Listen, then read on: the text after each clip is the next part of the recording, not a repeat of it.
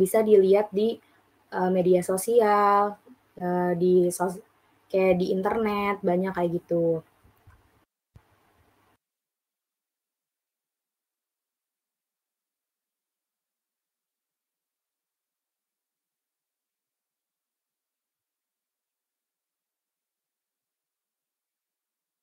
Nah, terus yang kelima itu ada semakin kompetitif di era digital. Nah, menggunakan digital marketing juga memberikan nilai tambah bagi perusahaan. Salah satunya tuh perusahaan bakal dipandang semakin kompetitif dalam menghadapi era digital seperti saat ini. Karena perusahaan dipandang kompetitif tersebut, citra perusahaan pun semakin meningkat. Bahkan bisa saja menjadi kunci keberhasilan dalam melakukan kerjasama dengan perusahaan lain atau mitra bisnis di masa mendatang. Nah, untuk melakukan digital marketing agar semakin efektif nih, supaya perusahaannya kompetitif gitu, itu perusahaan perlu memiliki jaringan internet dan IT terbaik. Nah, oleh karena itu perusahaan harus menggandeng perusahaan lain yang memberikan solusi IT terbaik dengan reputasi terpercaya dalam menunjang digital marketing tersebut. Nah, terus di situ kita ke perkembangan digital marketing. Ini tuh perkembangan yang pertama di era 1980-an. Nah, meskipun euforia dunia digital ini baru kerasa beberapa tahun belakangan, nyatanya sejarah tuh mencatat bahwa dunia digital marketing tuh mulai lahir pada tahun 1980-an. Hal ini ditandai dengan diluncurkannya komputer personal atau PC pertama oleh IBM atau International Business Machine pada tahun 1981 dan disusul standarisasi SQL oleh Badan Standarisasi Nasional Amerika Serikat atau ANSI pada tahun 1986. Ini ada contohnya komputer yang diluncurkan pada tahun 1981, 1980-an. Nah, tentunya komputer yang ada saat itu juga masih sangat sederhana bentuknya dan terbatas. Jangan dulu bayangin proses transfer data secara digital, kapasitas penyimpanan terbesar yang bisa dimiliki komputer ini sampai pada tahun 1989 aja hanya mencapai 100 megabyte. Jadi ini tuh penyimpanan terbesarnya cuma sampai 100 megabyte. Jadi kalau misalkan di zaman sekarang 100 megabyte itu kecil banget. Bahkan kalian mungkin penyimpanannya udah sampai bergiga-giga, yang ada juga yang sampai 1 tera gitu. Di zaman tahun 1980-an tuh bahkan komputer penyimpanan paling besarnya cuma mencapai 100 megabyte aja. Nah, meskipun begitu, kemunculan komputer pada era 1980-an ini memberikan peran penting bagi dunia marketing secara umum. Dengan dijualnya komputer tuh hubungan antara perusahaan dan pembeli juga semakin mengalami perubahan. Jika sebelumnya perusahaan tuh kayak sebatas menghasilkan produk yang bisa mereka buat, mulai tahun 1980-an ini perusahaan mulai mikir kayak untuk menyediakan produk yang benar-benar diinginkan oleh para calon pembeli. Jadi perusahaannya kayak gimana caranya kita bikin produk yang emang diinginkan oleh calon konsumen, bukan kita bikin produk aja tanpa melihat apa yang diinginkan oleh konsumen kayak gitu. Perubahan paradigma ini juga sekaligus menjadi batu loncatan penting dalam revolusi penjualan teknologi pada era 1990-an, era berikutnya. Jadi sedikit demi sedikit pengguna komputer tuh semakin banyak, nggak terbatas pada kalangan militer saja. Hasilnya pengembangan teknologi informasi dan komunikasi pun melesat dengan sangat cepat. Terus ada perkembangan digital marketing era 1990-an. Nah, baru pada tahun 1990 ini istilah digital marketing diperkenalkan untuk pertama kalinya di hadapan publik. Kala itu diciptakan sebuah mesin pencari yang bernama Archie. Kehadiran Archie ini memicu sistem pengumpulan informasi yang lebih rapi hingga lahirlah World Wide Web atau WWW pada tahun 1991. Jadi ini dulu searchingnya tuh kayak gini, kayak pakai Archie, terus baru biar lebih rapi muncullah WWW ini. Kemunculan Archie dan WWW ini membuat orang-orang semakin tertarik dalam mengeksplorasi dunia maya. Hasilnya cuma dalam waktu 2 tahun, 2 tahun berikutnya tuh udah ada banner iklan online yang berhasil dibuat. Jadi bannernya itu kalau misalkan diklik, kita akan langsung berpindah ke laman promosi produk-produk tertentu. Jadi perkembangannya begitu cepat banget dari tahun 1980, ini udah 1990. Habis itu ada perkembangan digital marketing era 1990-an. E-commerce pertama di dunia pun lahir dengan nama Yahoo, lepat pada tahun 1994. Nah, kalau Google sendiri tuh baru dilahirkan pada tahun 1998 bersamaan dengan kemunculan MSN atau Microsoft Network milik Microsoft. Tapi di saat yang bersamaan dengan Yahoo nih, pas Google rilis tahun 98, itu Yahoo juga merilis portal mesin pencari. Jadi Yahoo tuh masih jadi primadona bagi setiap orang di masa itu. Kayak walaupun Google udah lahir, cuman Yahoo kayak masih menerbitkan inovasi-inovasinya dia. Jadi tetap aja dia kayak yang paling laris di antara yang lain. Ini di sini ada logo Yahoo dari tahun ke tahun. Pasti kalian juga pada tahu Yahoo kan, zaman dulu apalagi pasti orang sering banget pakai Yahoo kayak buat email gitu @yahoo.com gitu kan. Terus tahun ada perkembangan digital marketing era tahun 2000-an. Pada era inilah perkembangan yang eksponensial pada dunia digital marketing terjadi. Berbagai layanan online dengan berbagai kebutuhan pun lahir pada era ini. Misalnya ada LinkedIn, WordPress, Gmail, Facebook, YouTube, Amazon, hingga Spotify dan WhatsApp. Kemajuan pesat juga muncul dari dunia hardware. Jika sebelumnya pasaran gadget dikuasai oleh Nokia dan Motorola, pada era ini tren tersebut berganti menjadi Samsung, BlackBerry, dan iPhone.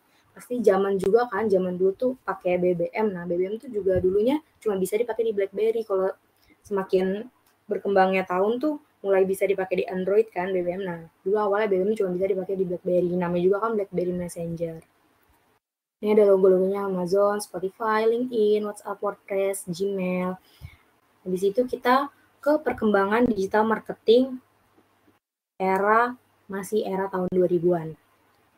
Nah, perilaku setiap orang di dunia digital pun mulai berubah. Calon pembeli jadi nggak perlu repot-repot datang ke toko barang secara langsung, tapi cukup melalui ponsel genggamnya masing-masing aja. Nah, tapi transaksinya tuh belum dilakukan secara online. Namun, proses pencarian dan pemilihan produk sudah aktif dilakukan via teknologi digital. Jadi, contohnya kalau misalkan kalian tahu, dulu tuh suka ada acara home shopping gitu kan.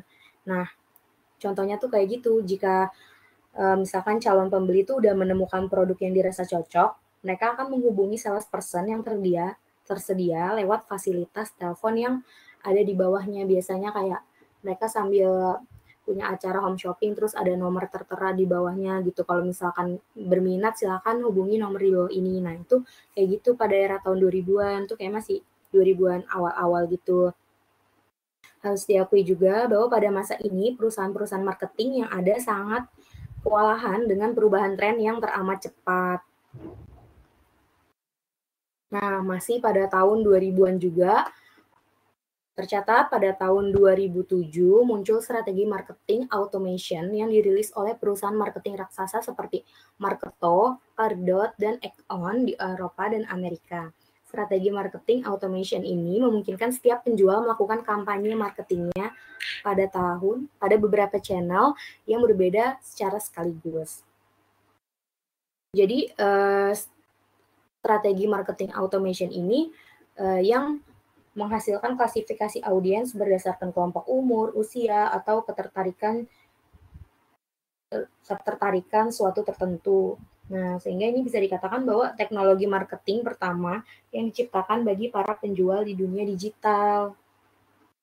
Nah, hal yang belum menjadi fokus marketing pada era ini tuh pemanfaatan sosial media. Asalnya masih ada pemikiran masyarakat tuh kayak pemisahan fungsi. Jadi jika memang dibangun untuk membuat jaringan pertemanan, maka jangan gunakan itu sebagai tempat berjualan. Jadi tuh masih ada paradigma kayak gitu. Jadi orang tuh ngiranya masih sosial media tuh ya udah buat lingkup pertemanan aja, buat jaringan pertemanan, bukan buat tempat berjualan gitu. Padahal kan kalau semakin berkembangnya tahun nih, sosial media bisa digunakan sebagai lingkup pertemanan, jaringan pertemanan bisa juga sebagai tempat berjualan. Jadi bisa digunakan secara berbarengan kayak gitu. Nah, perkembangan digital marketing pada era tahun 2010-an ini Google bergerak cepat dengan merilis platform media sosialnya sendiri yang diberi nama Google Plus yang ini. Terus Yahoo juga nggak mau kalah dengan mengakuisisi Tumblr pada tahun 2013 meskipun akhirnya harus bangkrut pada awal 2017 kemarin. Perusahaan raksasa Facebook juga nggak ingin ketinggalan dengan menggencarkan layanan Facebook Ads dengan kehebatan bank data yang mereka miliki. WhatsApp pun berhasil diakuisisi pada tahun 2014 oleh perusahaan Facebook. Nah, hal ini tuh menunjukkan betapa intensnya persaingan yang terjadi dalam dunia digital pada era ini. Terus juga, secara statistik, aktivitas dalam dunia maya pada era tahun 2010-an ini telah mencapai puncaknya. Terhitung pada tahun 2014, setiap orang di Amerika setidaknya menghabiskan 11 jam hanya untuk online dalam sehari semalam. Terus 2/3 dari pengguna di seluruh dunia juga secara rutin mengecek ponselnya meskipun tidak ada notifikasi yang masuk. Nah, fakta ini membuktikan secara jelas bahwa kemajuan teknologi hari ini telah membuat orang-orang sangat aktif di dunia maya, bahkan terkadang bisa melebihi aktivitasnya di dunia nyata. Nah, kalian juga pasti ini juga terjadi di diri kalian masing-masing kan, kayak walaupun HP-nya nggak ada notifikasi gitu, pasti kalian ngecek HP, kayak ada aja gitu yang dicek gitu kan pasti. Nah, ini termasuk penggunaan aktivitas dalam dunia maya tadi. Jadi kesimpulan di perkembangan digital marketing itu, jika ingin bisnis yang dijalankan bisa tetap eksis di masa depan, tidak ada pilihan yang lebih baik selain menghadapi dunia marketing tersebut dengan segala persiapan yang bisa dilakukan. Persiapannya tuh bisa dimulai dengan memprediksi akan jadi seperti apa dunia digital marketing di masa yang akan datang. Dunia marketing juga secara keseluruhan pun harus berevolusi menanggapi kemajuan yang sangat cepat ini. Contohnya nama baik suatu perusahaan tuh udah bisa dipertaruhkan hanya dari media sosialnya. Jadi kalau misalkan media sosialnya tuh terus-menerus aktif, berarti perusahaannya juga selalu aktif kan.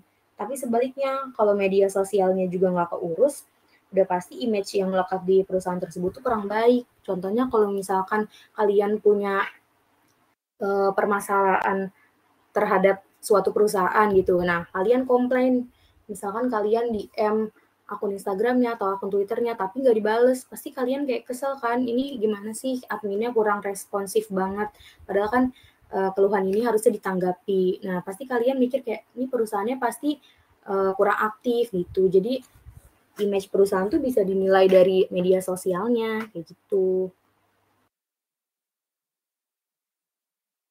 Nah, di sini ada langkah-langkah sebelum memulai digital marketing. Yang pertama itu fokus dan komprehensif perhatikan bisnis. Nah, implementasi digital marketing yang berhasil terjadi dengan perbaikan manajemen pada setiap aspek bisnis. Jadi, itu harus fokus dan memperhatikan bisnis tersebut kayak ini bisnisnya mulai jalannya di mana, fokusnya kemana gitu. Jangan kayak nggak sejalan gitu. Semua pengen dijalankan itu kan nggak bisa kayak gitu. Yang kedua itu ada kepuasan pelayanan pelanggan. Nah, contohnya itu bisa mengulas interaksi dengan pelanggan di website dan sosial media, baik melalui komentar, email, ataupun panggilan telepon. Walaupun bisnis udah terkenal, walaupun kayak mereknya tuh udah terkenal, pastikan layanan untuk konsumen yang terbaik dan memuaskan. Jadi kita harus tetap menjaga nama baik suatu perusahaan dengan melayani konsumen dengan sikap yang paling baik gitu. Dengan demikian, proses digital marketing hingga ke transaksi akan terlaksana dengan lancar. Nah, yang ketiga ada monitoring penjualan dan pemasaran. Penjualan tuh harus memenuhi permintaan konsumen dimanapun konsumen berada, baik itu permintaan secara online maupun offline. Terus yang keempat itu ada pahami konsumen. Untuk memasarkan bisnis secara efektif, tugas yang paling penting itu memahami konsumen yang membutuhkan produk atau jasa yang ditawarkan dan mendorong konsumen untuk membuat keputusan pembelian. Jadi pahami dulu nih konsumennya maunya apa yang paling dibutuhkan, seperti itu. Terus yang kelima itu ada target capaian usaha. Nah, membuat bisnis plan dan manajemen usaha yang terukur itu contoh dari target capaian usaha. Jadi kalau misalkan mau mencapai target usaha kita tuh mau mencapai target itu, kita sebaiknya membuat bisnis plan supaya mempermudah menjalankan strategi pemasaran digital. Jadi kan udah ada kerangkanya, tinggal ngejalanin aja kayak gitu. Nah, yang keenam itu ada kemampuan sumber daya. Kemampuan sumber daya ini tuh untuk memberikan pelayanan terbaik, ketersediaan produk, dan pendistribusian produk hingga konsumen akhir harus dimiliki oleh setiap pemasar atau perusahaan. Jadi perusahaan tuh harus menyiapkan sumber dayanya dengan baik supaya nantinya bisa melayani konsumen. Nah, yang terakhir itu ada edukasi diri sendiri. Nah, pembelajaran untuk menambah pengetahuan terkait pemasaran digital menjadi dasar utama bagi perusahaan. Jadi dia juga harus menambah wawasannya sendiri kan sebelum melakukan digital marketing. Nah, bisa dengan analisis strategi pemasaran digital untuk mengambil keputusan strategi untuk menentukan platform pemasaran digital yang tepat untuk memulai memasarkan produk dan jasa ke pasar konsumen. Nah, di sini tuh ada kelebihan digital marketing dibanding marketing konvensional. Kalau tadi kan dibilangin marketing konvensional kayak misalkan ini apa iklan yang masih di TV kayak zaman dulu gitu. Ini juga yang pertama itu ada jangkauan konsumen yang luas dan mendunia. Pengguna digital marketing tuh pastinya tahu teknik SEO pada mesin pencari Google, iklan di media online, hingga iklan di sosial media tentu akan bisa menjangkau konsumen yang cukup luas. Siapapun yang mengakses tersebut akan menjangkau iklan atau informasi tentang pelayanan atau servis yang diberikan. Nggak hanya di dalam negeri, bahkan bisa sampai ke luar negeri, jadi kayak bisa seluruh dunia. Nah, yang kedua itu ada kombinasi sumber daya bisa memaksimalkan hasil. Perusahaan bisa dengan luasa tuh memaksimalkan sumber daya apapun yang bisa mendukung kegiatan bisnis dalam digital marketing. Misalnya dengan menggunakan official account di media sosial agar terlihat lebih elegan, profesional, dan terpercaya. Lalu ditambah lagi dengan kampanye melalui media story YouTube seperti beberapa bisnis digital yang lagi tren saat ini. Contohnya tuh nih, pasti di antara kalian ada kan kalau misalkan mau belanja, itu tuh pasti ngelihatnya yang official store dulu, kayak misalkan biar terpercaya aja kayak, eee, lebih percaya sama yang official daripada yang cuma penjual-penjual biasa, kayak kelihatannya kan lebih lebih terjamin gitu, karena dia tuh official gitu. Nah, yang ketiga itu ada memperkirakan jumlah dan spesifikasi jangkauan calon konsumen. Nah, kelebihan yang paling menguntungkan ini bisa memprediksi jangkauan konsumen. Perusahaan tuh bisa menargetkan calon pembeli atau konsumen berdasarkan usia, peminatan, tingkat pendidikan, gender, hingga perilaku keseharian yang terpantau di sosial media. Jadi, dengan melihat sosial media seseorang aja kita tuh bisa memperkirakan jangkauan konsumen itu tersebut. Kayak misalkan dia sukanya jalan-jalannya ke kafe gitu. Oh, berarti dia suka yang tempat-tempat kayak gini, kayak gitu. Nah, yang keempat itu ada waktu pencapaian relatif lebih cepat, mudah, dan murah. Kampanye digital ini tuh untuk kampanye digital yang untuk melejitkan bisnis ini tuh memberikan dampak atau hasil yang jauh lebih cepat dan murah dibandingkan dengan cara konvensional. Lebih cepat mengena juga pada calon konsumen karena jangkauannya luas dalam waktu yang bersamaan. Sementara murah pada beberapa teknik tertentu karena konsep digital marketing juga bisa saja mahal karena strategi yang diterapkan membutuhkan sumber daya yang banyak. Seperti itu. Jadi contohnya kayak yang tadi, misalkan kalau misalkan ngiklan di televisi itu harus bayar pajak yang pajaknya itu nggak murah ya. Terus harus mengurus persyaratannya yang agak lumayan susah, ribet gitu. Sedangkan kalau misalkan digital marketing itu bisa aja dilakukan di sosial media perusahaan itu tersebut. Jadi ya udah perusahaan yang menjalankan, tidak perlu berhubungan dengan konvensional kayak televisi tadi. Itu mengenai kelebihan digital marketing dibanding marketing konvensional. Nah, tadi kan udah kita bahas mengenai digital marketing. Sekarang kita bakal bahas tentang strategi digital marketing. Ada yang tahu nggak strategi digital marketing itu apa? Coba dong tulis di kolom chat yang tahu. Gak apa-apa kita di sini sama-sama belajar ya teman-teman.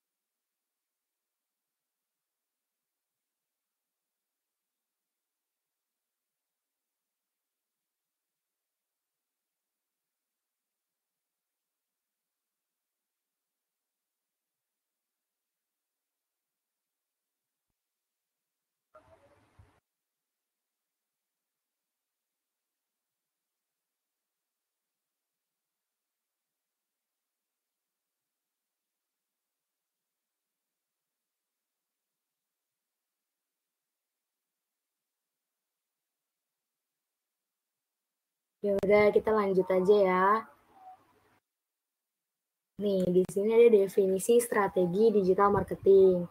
Strategi digital marketing adalah konsep strategi pemasaran terpadu dengan menggunakan digital untuk mempromosikan produk atau jasa dengan memanfaatkan media digital, bisa berupa internet atau pemasaran online untuk memperluas jangkauan konsumen.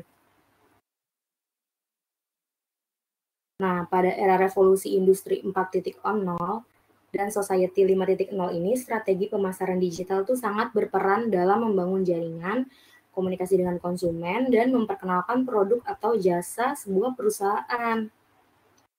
Tapi, strategi digital marketing juga memiliki model yang berbeda-beda di setiap perusahaannya. Jadi disesuaikan pada kebutuhan dan tujuan yang ingin dicapai. Kayak gitu. Ada begitu banyak strategi digital marketing dan kadang-kadang tuh bisa sangat melelahkan ketika perusahaan mencoba memutuskan mana yang akan diprioritaskan. Jadi dari sekian banyak strategi digital marketing, tentunya perusahaan harus memilih beberapa kan. Nah itu untuk memilihnya tuh sangat melelahkan karena harus menyaring dari sekian banyak yang dipilih cuma beberapa, kayak gitu. Nah, terus di sini ada langkah-langkah strategi digital marketing bagi pemula. Secara sederhana, ini tuh ada langkah strategi digital marketing bagi pemula. Cuman ini hanya beberapa dari sekian banyak strategi digital marketing yang ada. Yang pertama itu ada digital asset development. Nah, langkah pertama adalah menyiapkan identitas digital sebuah bisnis. Aktivitas yang bisa dilakukan itu antara lain membangun website dan menyiapkan akun sosial media. Contohnya kayak Facebook, Instagram, YouTube itu mungkin feeds di Instagramnya bisa disiapkan dulu, bisa direncanain dulu kontennya mau seperti apa, supaya nanti konsumen juga lihatnya nggak bosen, jadi kayak menarik. Nah, yang kedua itu meningkatkan kunjungan website dengan melakukan beberapa cara seperti optimasi SEO atau Search Engine Optimization dan pemasangan iklan CPC melalui Google AdSense. Terus yang ketiga itu ada optimasi akun sosial media. Mengupayakan peningkatan interaksi dengan para pengguna sosial media dengan cara menyiapkan dan mempublikasikan konten yang menarik. Selain itu, optimalisasi dengan cara beriklan di sosial media juga patut untuk dipertimbangkan. Jadi sekarang apalagi di Instagram juga udah ada fitur kayak Reels kan. Nah, itu tuh bisa aja dimanfaatkan dengan baik untuk beriklan di sosial media gitu. Keempat itu ada email marketing activities. Email tuh memiliki potensi peningkatan sales yang sangat bagus jika dapat dimanfaatkan dengan baik untuk sebuah bisnis. Nah, tidak dapat dipungkiri bahwa saat ini tuh pasti semua pengguna smartphone diwajibkan untuk memiliki akun email untuk bisa memanfaatkan fitur smartphone secara maksimal kan. Nah, kondisi ini tuh merupakan potensi yang sangat bagus jika dapat dimanfaatkan dengan baik. Apalagi saat ini tuh gadget atau kalian handphonenya tuh pasti udah smartphone semua kan. Nah, kalau misalkan kalian mau bikin sosial media, itu pasti kayak harus mencantumkan email kan. Jadi udah nggak bisa dipungkiri lagi nih, pasti setiap orang tuh pasti punya email. Walaupun masih ada beberapa orang yang belum mempunyai email, cuman sebagian banyak masyarakat saat ini tuh pasti sudah mempunyai email karena kadang dari anak kecil aja tuh udah punya email karena HP-nya udah sendiri, udah misah sama orang tuanya kayak gitu. Nah, yang terakhir itu ada broadcast message. Meskipun rentan mengalami pemblokiran akun, nyatanya broadcast message masih memiliki potensi yang cukup baik. Broadcast message merupakan bagian dari digital marketing yang masih bisa dijumpai nih oleh teman-teman. Karena nggak jarang tuh kita masih dapetin broadcast message kayak pesan singkat SMS atau di WhatsApp hingga di DM Instagram. Nah, berikut tadi ada 5 langkah strategi digital marketing bagi pemula. Tentunya masih ada banyak lagi strategi digital marketing yang masih potensial untuk dilakukan. Mengingat digital marketing merupakan bagian dari pekerjaan tim kreatif yang cakupannya sangat luas demi meningkatkan interaksi bisnis dengan calon customer. Nah, Sebelum melakukan digital marketing, tadi kan kita udah ngebahas tentang strateginya. Dan bagi pemula, dari sekian banyak strategi juga cuma beberapa. Selain itu, kita juga harus melakukan riset pasar. Ada yang tahu nggak riset pasar itu apa? Atau sebelumnya ada yang pernah melakukan riset pasar?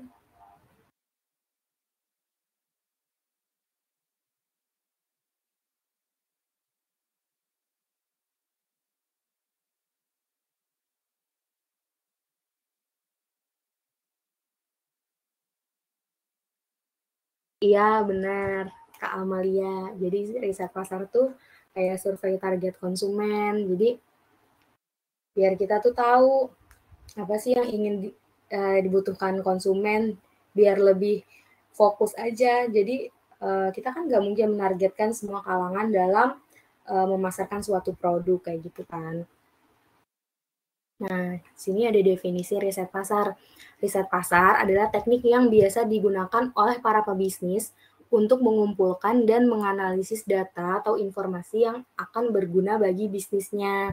Riset pasar penting untuk dilakukan sebelum menjalankan bisnis dan memasarkan produk secara meluas.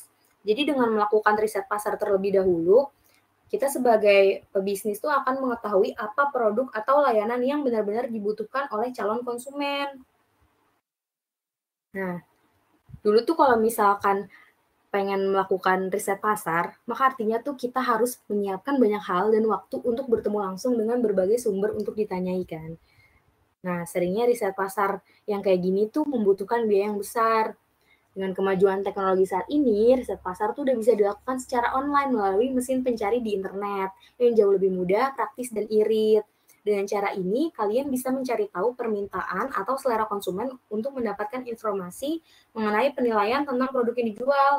Jadi bisa tuh survei sekarang secara online aja, nggak usah dilakukan secara langsung, nggak usah offline, nggak usah datang untuk ketemu narasumbernya kayak gitu. Nah, di sini ada langkah-langkah melakukan riset pasar secara online. Yang pertama tuh melakukan pencarian dengan kata kunci di internet. Pencarian dengan menggunakan kata kunci dapat dilakukan di mesin pencari internet atau di beberapa aplikasi jejaring sosial. Nah, mesin pencari utama yang biasanya kalian pakai itu pasti Google kan. Sedangkan aplikasi jejaring sosial yang bisa dijadikan referensi itu misalnya bisa Facebook, Twitter, dan juga Instagram.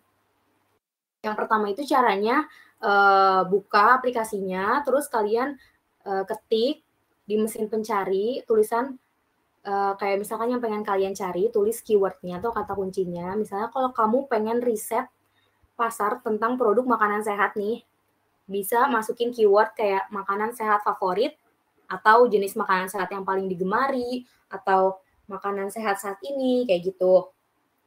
Nah, nanti tuh keluar kan apa aja menu-menunya, menu makanan sehat, kayak menu makanan sehat yang saat ini sedang digemari oleh banyak kalangan, kayak gitu. Itu contoh yang pertama. Yang kedua itu, selain searching di Google, kalian tuh juga bisa menggunakan media sosial kalian. Karena biasanya tuh kalau misalkan di media sosial, itu tuh kayak lebih spesifik gitu loh review-reviewnya, karena mereka kan mengalami langsung ya. Misalnya tuh kamu ketik nih di aplikasinya, di kolom pencariannya, keyword yang tadi itu kayak makanan sehat favorit atau jenis makanan sehat yang paling digemari, itu bisa dicari di Twitter atau di Facebook. Nah, nanti muncul komentar-komentar dari para konsumen tuh yang berkaitan dengan produk makanan tersebut. Jadi kayak, oh aku pernah cobain ini, ntar ada komentar dari orang lain, ada cerita-cerita orang lain, tentunya itu pasti akan sangat membantu kalian untuk melakukan riset pasar. Nah, hal ini tuh jauh lebih praktis dan efisien untuk memahami apa yang sebenarnya diinginkan oleh para calon konsumen. Yang kedua tuh ada mengadakan survei. Survei dilakukan dengan konsep mengajukan beberapa pertanyaan sederhana tentang produk atau jasa yang menjadi bahan riset kamu. Nah, sekarang survei itu kan udah bisa dilakukan secara online, terus itu efektif kan dibandingkan survei dengan cara offline atau harus bertemu langsung dengan para respondennya. Dengan melakukan survei secara online ini tuh kita bisa mendapatkan respon yang lebih cepat, terus minim juga biayanya dan mudah juga untuk dilakukan kayak di rumah juga bisa melalui laptop, handphone gitu. Nah, survei online ini bisa dilakukan menggunakan akun jejaring sosial milik pribadi, akun media sosial perusahaan, atau bisa juga lewat web perusahaan. Contohnya tuh kalau misalkan di media sosial pribadi, itu bisa aja kalian kayak masukin beberapa pertanyaan atau yang sedang kalian riset, kayak kalian bikin story Instagram atau apa. Nanti tuh jaringan lingkar pertemanan kalian tuh pasti bakalan kayak respon kan, nah, komen kayak apa yang kalian tanyain tadi di story, itu pasti dijawab sama teman-teman kalian. Nah, contohnya kayak gitu survei online-nya. Terus yang harus dipastiin nih dalam penyebarluasan surveinya, kita juga harus bisa memastikan bahwa pertanyaan yang diajukan tuh udah tepat sasaran. Contohnya, kalau misalkan kita pengen survei tentang produk laundry, kita nggak mungkin kan survei ke anak-anak kisaran umur 10 sampai 15 tahun. Nah, itu kan berarti salah sasaran tuh, berarti nggak tepat gitu. Kita tuh harusnya survei ke bisa ke orang dewasa atau ibu-ibu yang di atas umurnya di atas 20 tahun ke atas kayak gitu yang udah mulai menggunakan produk laundry. Karena biasanya anak-anak kan belum mengerti kan itu apa namanya cara mencuci baju, produk-produk laundry kayak gitu. Nah, jadi sekian materi yang telah saya sampaikan. Pokoknya kurang lebihnya mohon maaf karena kita di sini sama-sama belajar ya, teman-teman. Saya juga bukan orang yang paham banget tentang digital marketing. Tadi kita udah bahas digital marketing, strateginya, riset pasar, keunggulan dari media konvensional gitu. Mungkin di sini ada teman-teman yang mau tanya, boleh tanya di kolom chat atau boleh raise hand kalau misalkan mau on mic juga. Ada yang belum dimengerti itu nggak apa-apa, silakan ditanyakan ya.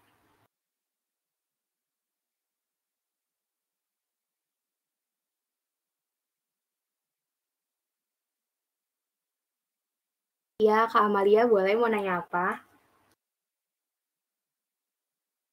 Kalau sebelumnya udah kedengeran belum ya? Udah Kak, udah kedengeran kok. Oke, jadi aku sebenarnya bukan mau nanya tentang teorinya, tapi aku mau nanya kayak kejadian yang aslinya nih, Kak. Jadi pas kalau mau nentuin target pasar kan harus ada survei gitu kan ya, Kak. Nah, orang-orang tuh rata-rata pada males duluan, Kak, kayak apaan sih nih, gue sibuk gitu loh. Gimana cara biar orang tuh tetap mau ikut survei kita, Kak? Kasih.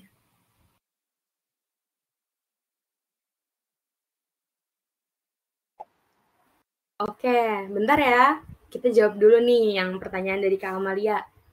Jadi tuh kalau misalkan kita pengen survei gitu, nah biasanya kita biar orang nggak males, itu pasti orang males karena pertanyaannya tuh banyak banget kan. Kita juga males kayak ngebacainnya. Misalkan ada 10 pertanyaan. Nah, caranya itu kita bisa menggunakan pertanyaan yang singkat-singkat aja. Contohnya kita bisa aja kasih 2 pertanyaan kayak biar mempersingkat waktu, terus kita juga bisa tanya dulu orangnya itu lagi mempunyai waktu luang atau sedang sibuk. Kalau misalkan dianya kayak lagi buru-buru gitu terus kita mintain survei, pasti dia juga kesel kan kayak, "Aduh, lagi buru-buru nih malah dimintain survei," kayak gitu. Jadi kayak pintar-pintar kitanya aja dulu bikin pertanyaannya kalau bisa yang singkat, terus cari orangnya juga emang yang benar-benar punya waktu luang. Jadi semoga sih dia nggak males ngisinya. Kayak gitu sih Kak Amalia kalau aku sendiri. Gimana Kak Amalia, ada yang mau ditanyakan lagi?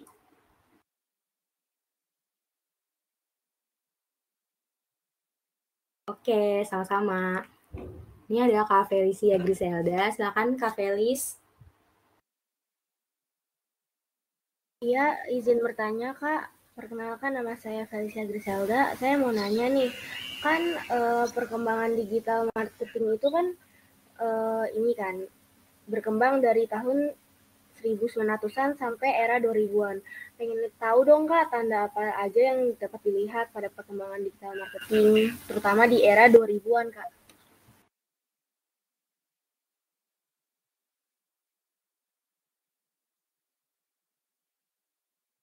Nah, pada mau jawab pertanyaan Kak Felis nih yang tadi Apa aja sih tanda-tandanya perkembangan digital marketing di era tahun 2000-an? Contohnya itu ada, adanya kayak Spotify.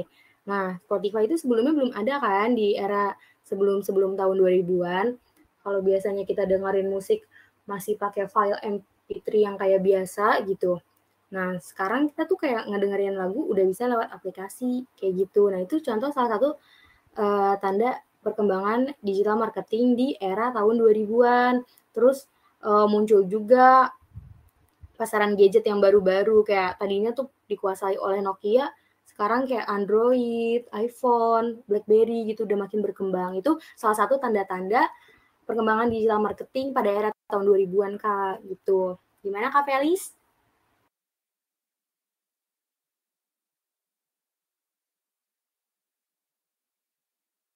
Sudah cukup Kak, baik Kak, terima kasih Kak.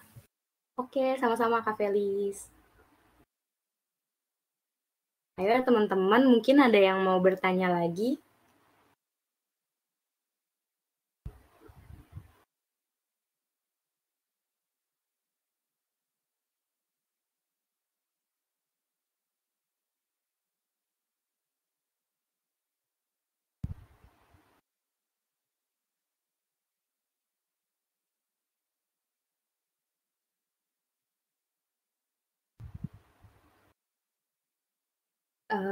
Ini ada pertanyaan nih dari kolom chat dari Kak Atika. Tadi kan di riset pasar ada langkah melakukan pencarian kata kunci di internet. Nah, selain di Facebook dan Twitter itu, kita bisa baca review kira-kira di platform apa lagi ya, Kak? Ya. Kalau yang saya tahu itu, kita bisa baca review untuk kepentingan survei itu misalkan di aplikasi Quora, itu bisa. Kayak kalian tuh bisa baca review-review orang, terus kalau misalkan pengen yang berbentuk video itu kan kalau di Quora tulisan gitu sama kayak seperti di Twitter gitu. Nah, kalau misalkan pengen yang berbentuk video itu kalian bisa aja di TikTok karena kan TikTok sekarang sedang naik banget ya. Pasti semua orang tuh sering banget menggunakan TikTok, scroll TikTok setiap jam, setiap hari gitu. Itu bisa menggunakan TikTok. Jadi kita bisa lihat review-review orang melalui TikTok dalam bentuk video. Jadi bukan lagi dalam bentuk tulisan. Begitu Kak Atika. Kalau udah cukup, Kak?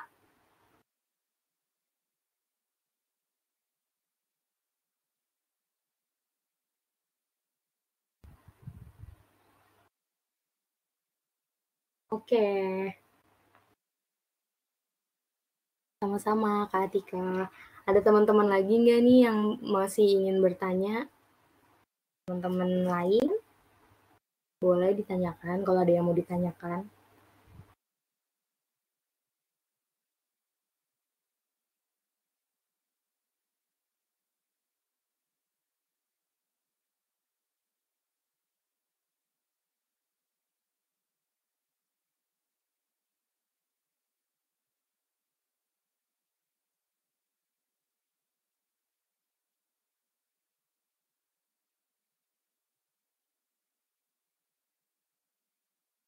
Oke, kalau nggak ada yang mau nanya,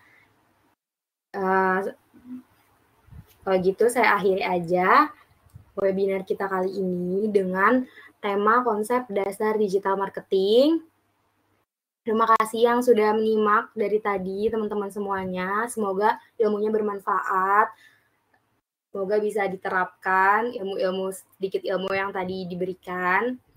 Kurang lebihnya mohon maaf karena saya juga bukan orang yang paham banget digital marketing. Di sini kita sama-sama belajar ya. Sekian dari saya. Terima kasih. Wassalamualaikum warahmatullahi wabarakatuh. Udah boleh live ya teman-teman. Terima kasih.